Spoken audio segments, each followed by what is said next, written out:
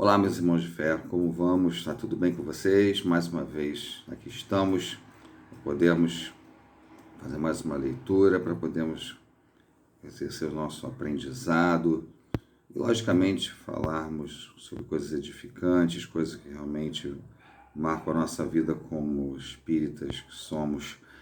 E hoje eu trouxe para vocês um capítulo bem interessante do livro Vinha de Luz, do Emmanuel, do Chico Xavier, e é uma situação bem interessante que faz parte do capítulo 58, que na realidade é intitulado Crises.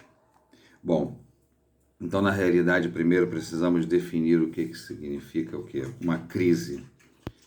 Bom, crise na realidade para o chinês não tem nada a ver, por exemplo, com o que nós temos aqui em relação à nossa definição tupiniquim, ou logicamente a brasileira. Crise em chinês significa oportunidade. Então, na realidade, tem um aspecto, na realidade, para eles, obviamente, isso é uma oportunidade de mudança. Então, eu vou ler esse texto de Emmanuel e depois vou fazer alguns comentários, principalmente no que tange a nossa própria vida e ao planeta, no modo geral. A gente vai vendo exatamente conforme a gente vai modificando esses detalhes.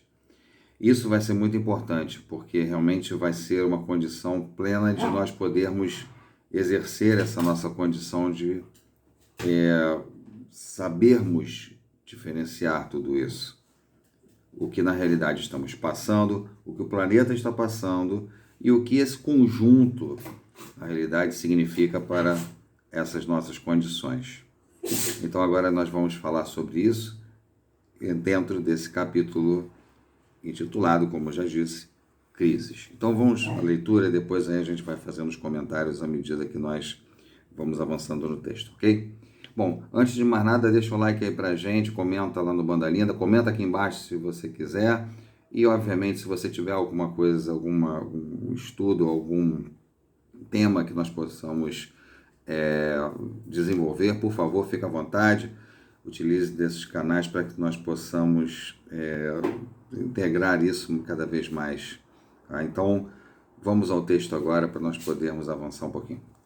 Bom, no preâmbulo nós temos aqui a definição do Evangelho de João, no capítulo 12, versículo 27, que é assim: Pai, salva-me desta hora, mas para isto vim a esta hora.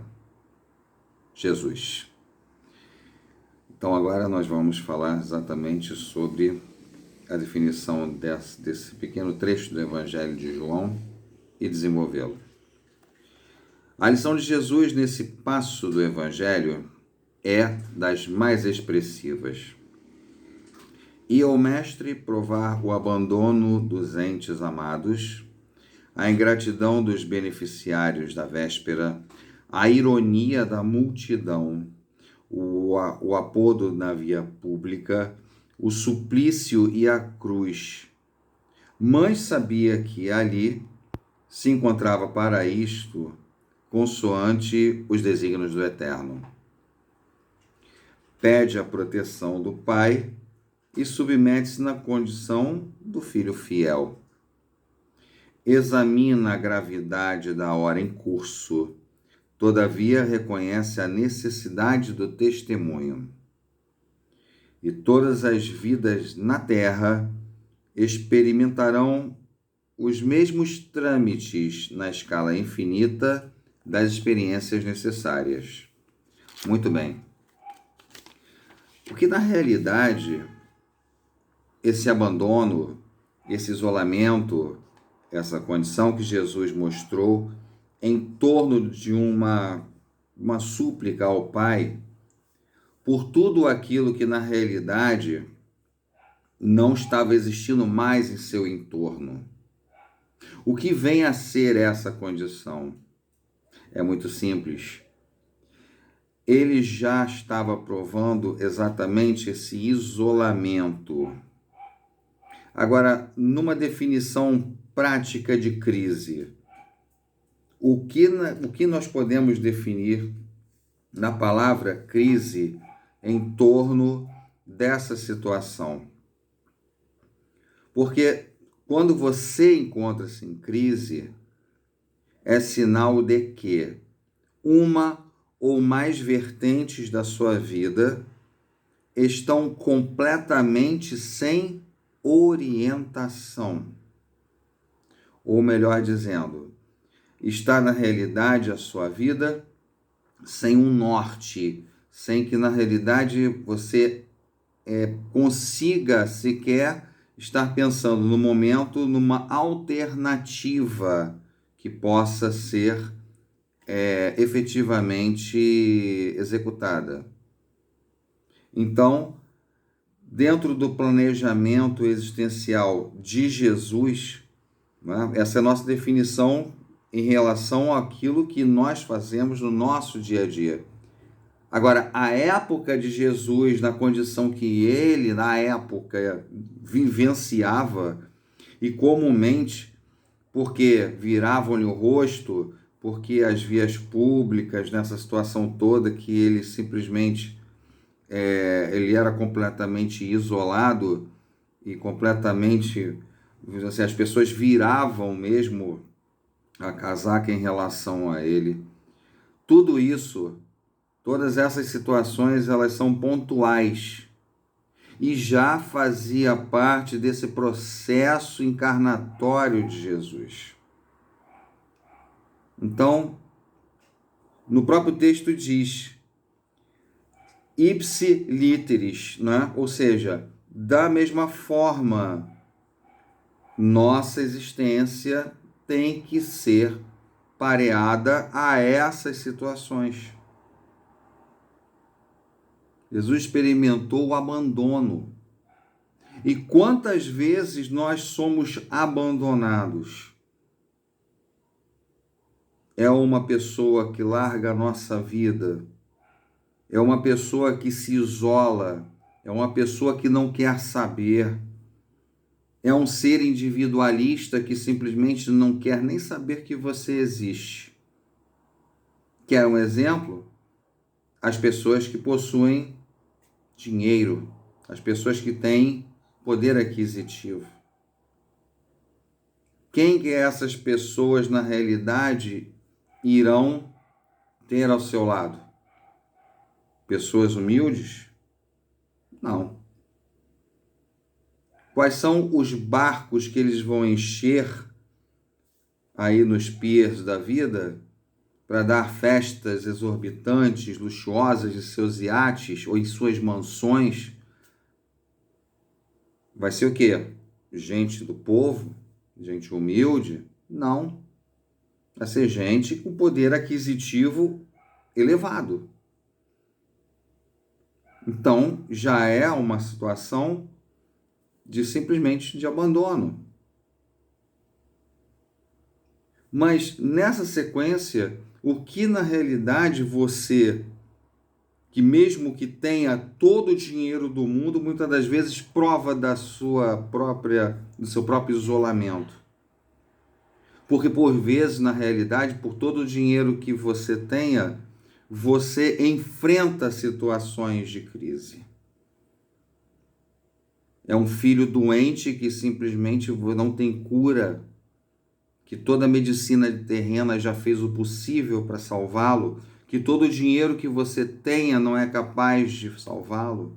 E há histórias verídicas, isso não é filme de Hollywood, são histórias verídicas que já ocorreram, que nós vivenciamos, sobre casos em que gastaram-se muito dinheiro para salvar pessoas que não foram salvas. Então, o que na realidade adiantou todo o dinheiro? Então, vocês vejam quão importante o que na realidade esse alerta nos faz para que nós possamos começar a traçar estratégias, caminhos para evitar que essas coisas ocorram para conosco. Isso às vezes é muito, mas muito complexo e a gente realmente precisa de entender muita coisa.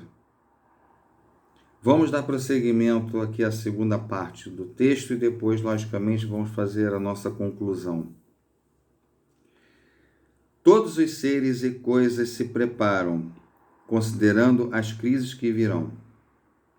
É a crise que decide o futuro. Guarda isso. Essa palavra de Emmanuel. É a crise que decide o futuro. A terra aguarda a charrua. O minério será remetido ao cadinho. A árvore sofrerá a poda. O verme será submetido à luz solar. A ave defrontará com a tormenta. A ovelha esperará a tosquia. O homem será conduzido à luta. O cristão conhecerá testemunhos sucessivos. É por isso que vemos no serviço divino do Mestre a crise da cruz que se fez acompanhar pela bênção eterna da ressurreição. Quando, pois, te encontrares em luta imensa, recorda que o Senhor te conduziu a semelhante posição de sacrifício, considerando a probabilidade de tua exaltação. E não te esqueças de que toda crise é fonte sublime de espírito renovador para os que sabem ter esperança. Certo? A crise que decide o futuro, essa frase resume todo o texto. Se nós pegarmos essa condição de que você não evolui senão por crise, através de crise, não precisa dizer mais nada, porque é fato. Nós não temos condições de evoluir na nossa existência terrena, senão pela prova. Porque simplesmente a crise advém da prova. Você simplesmente se sacrifica por uma situação que está vendo que por uma tomada de decisão da sua parte, você simplesmente começa a ver vamos dizer assim, um turbilhonamento na tua existência e nos teus familiares, por exemplo, por uma única decisão que você depois julgou como, por exemplo, e que foi incerta, ou que foi realmente uma decisão equivocada. Então você dispara uma crise, porque na realidade a crise advém da prova. Mas sem isso, como é que você vai fazer para passar por essa situação e sair fortalecido dela? E não repetir a situação pela qual você, pela sua decisão, naquele momento, consentiu que seria o melhor caminho, por pior que ele tenha sido. Vocês estão entendendo a engrenagem? Porque eu não posso dizer que eu estou simplesmente evoluído uma vez que eu superei uma crise. Não posso dizer isso.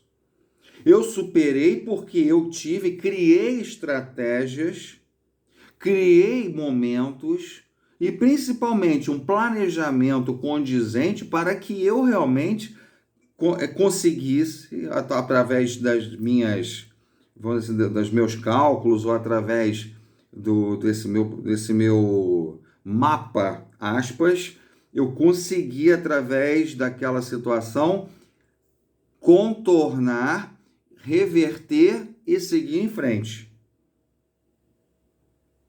Mas isso não é, muitas das vezes, de um momento para o outro. Tem tomadas de decisões equivocadas que a situação leva anos para ser reparada. Quer um exemplo? Por exemplo, muito simples. Por exemplo, a aquisição de uma casa. Você muito bem guardou durante anos, poupou, fez todo um planejamento para você adquirir sua casa própria, por exemplo. Vamos fazer assim. Só que você, quando adquiriu aquela casa, pelo impulso de você largar o aluguel, de você ter aquele imóvel da família, o primeiro imóvel e tal, você simplesmente não viu, não verificou a condição do terreno onde estava edificado, não verificou as condições, logicamente, da documentação daquele imóvel, não verificou as condições internas desse imóvel, que na realidade, muitas das vezes, é um imóvel que tem de segunda mão, não é um imóvel novo, e muitas das vezes com problemas de ordem muito graves, inclusive estruturais. Então, é todo um processo que pode desencadear um dispêndio futuro que você não tem e que pode ser agravado pelo fato de que você não teve um planejamento no início para que realmente fossem verificadas condições mínimas que você tenha para aceitar certas situações. É o que acontece com muita gente. Muitas pessoas caem em situações completamente, assim, você não acredita, muitas das vezes, do que as pessoas caem em golpes, mas às vezes esses golpes, essas pessoas, elas não estão preparadas, não existe um planejamento ou algum pré-requisito naquele indivíduo para que ele desperte que aquilo é um problema. E uma vez que você passa pela situação, uma vez que você, desculpa a expressão que eu vou utilizar um pouco baixa, toma na cabeça, que você leva a pancada, aí você acorda. Mas aí você já está mais gabaritado a passar por aquela situação. E daí você, no futuro, não irá incorrer em erros que sejam grosseiros no ponto lá de trás que você caiu. Mas isso é todo mundo? Não. Não. Mas existem provas contundentes que são alinhavadas para todos. Então o texto diz claramente que se o mestre passou por momentos de dificuldade extrema, situações de isolamento, situações de achincalhe, ou seja, de deboche, de simplesmente de dizer, ou as pessoas dizerem um monte de bobagens, de simplesmente o empurrarem mais para o abismo, de entregarem, como já entregaram a Pôncio Pilatos, dizendo que preferiam Barrabás, e tudo isso, o que na realidade um ser do quilate de Jesus, e logicamente ainda por cima, no Monte das Oliveiras, com aquela situação toda, ainda perdoa, ainda pede perdão por todos nós, quando foi crucificado. Então, obviamente, a superação da crise do mestre foi muito, mas muito consciente. E não é para menos. Mas, voltando aos nossos casos, voltando à nossa realidade,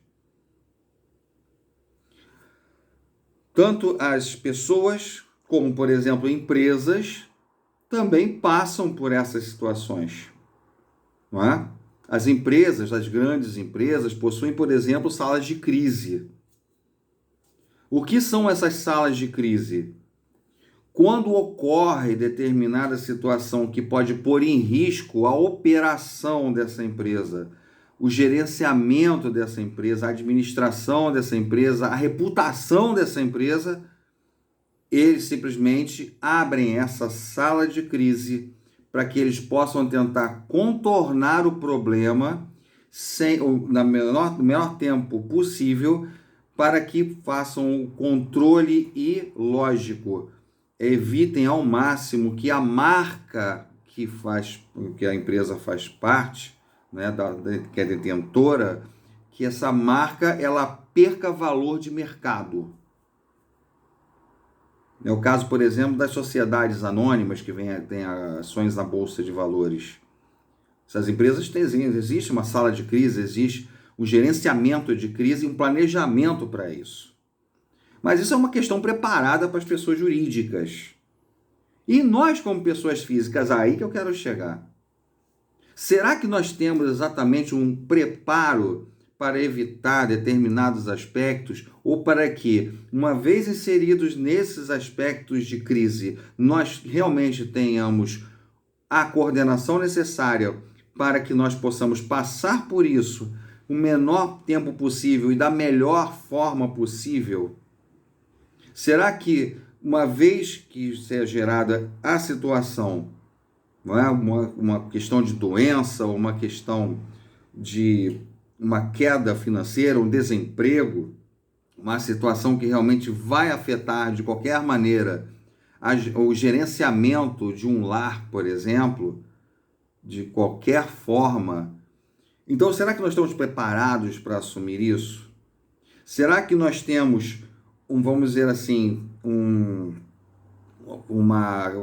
preparo no que consiste as situações da nossa existência, da nossa consciência sobre o que virá, o porvir, que às vezes nos pega de surpresa. Muitas vezes pega de surpresa. Agora, tem coisas que são realmente, assim, vamos dizer, uma questão que você fica atônito no começo, e você vai tentando depois conseguir gerenciar isso. Quer um exemplo? Morte de filho. Um óbito de uma criança, de um adolescente. Está havendo muito por aí, infelizmente, né? A gente está vendo isso, às vezes, os telejornais, assim, que morte por suicídio, por brigas, né? Às vezes discussões no meio da rua, assalto, e às vezes o adolescente tem toda uma vida pela frente e às vezes não tem nem tantos vícios, nada, e simplesmente ele morre. Né? Veja aquele caso daquele menino da linha amarela que o caminhão passou com a caçamba aberta e acertou a passarela e simplesmente matou o garoto. Um garoto estudioso, um garoto que tinha toda uma vida pela frente. Então, como imaginar isso? Né? Essa é uma das piores hipóteses possíveis. Às vezes, com dinheiro, você dá o teu jeito, bate daqui, bate dali, mas você já tem um planejamento para isso. Você foi demitido, mas aí o que você vai fazer após a sua demissão? Você já, peraí, Não vou demorar, já vou pegar, já tenho meu networking aqui, eu já vou chamar o fulano para Beltrano, para Cicrano e tal, não sei o que, vou ver, puxar por aqui, vou por ali, e você vai se virando. Então você já tem aí todo o planejamento. Agora, saúde e, logicamente, óbito, ausência por óbito, né, a morte, no modo geral, é muito sofrimento. E qual é o deserto? Exatamente desse deserto que Jesus fala, né, nos 40 dias e 40 noites que ele foi tentado no deserto. E foi qual foi a sugestão? Que Jesus desistisse dessa situação, de simplesmente de conseguir tentar pregar esse evangelho, de tentar nos direcionar nessa condição de poder resolver todo esse planejamento dele para com o Pai no seu processo de retorno à carne. Então, tudo isso, todo esse gerenciamento, Jesus saiu bem sucedido. E ele exemplifica isso e exatamente menciona para que nós assim também o façamos. Nós precisamos ser bem-sucedidos em todos os nossos processos gerenciais da vida. Mas muitas das vezes isso não é possível por um passo que não foi muito bem dado, por uma situação que simplesmente surgiu do nada e explodiu na tua frente, que isso ocorre com muita frequência. Exatamente isso, desemprego, a morte, essas situações que ocorrem assim e te jogam para o alto. Jogam você para o alto. Mas aí é necessário ter o equilíbrio suficiente para, no primeiro momento, sim, é sofrimento, é a situação, e depois disso, depois do primeiro impacto, do baque, quando você se refaz da bomba, a primeira providência é qual caminho tomar. E você vai ter que tomar o caminho. Não tem jeito. É como diz no texto, a gente bota, junta as mãozinhas para o céu e vamos embora, gente. Você pede socorro ao Pai, clemência, maleme, faz na hora a primeira coisa que você faz. Não tem jeito a dar. Estamos sempre na iminência de dependência da fé. Essa mesma fé vai fazer com que na tua ligação com o Pai, como apresentou Jesus no Evangelho de João, que ele simplesmente se liga ao Pai e diz, né, que ele está vendo essa situação. Ele está pedindo o quê? A luz. E é exatamente isso que nós temos que fazer também. Porque todas as vertentes da nossa vida são invariavelmente ou prova ou expiação. Invariável. A prova, quer dizer, Jesus coloca essa situação muito nítida na própria existência dele, nos 33 anos de vida. Não tem mistério, não tem milagre, não tem milagre. Todas as situações que nós vemos através dos próprios textos divinos, de que ele curou, de que ele fez, todas as situações são físicas e possíveis pela força, pela energia que ele conduzia nas suas mãos, na sua oração, no seu aura. Então, ele fazia cataplasmas de terra, esfregava nos olhos, as pessoas voltavam a enxergar. Então, a vida do mestre é um exemplo. Um exemplo de como superar essa crise. Como fazer com que você simplesmente você consiga atravessá-la, por pior o tombo que você possa ter tomado, por pior e mais ensanguentado que você possa estar, que você possa simplesmente pedir forças para que aquelas feridas cicatrizem, para que você possa prosseguir e, logicamente, contornar dentro de um planejamento plausível toda essa situação de prova ou de expiação pela qual você precisa passar para que, obviamente, a evolução chegue até você. É isso, minha gente. Já deu tempo e é um assunto fabuloso e que realmente toma a gente de atenção por uma situação dessas, que realmente é muito gratificante nós trocarmos essas experiências. Mas e você? O que que você pensa? O que que você acredita que essa crise possa trazer sempre para você?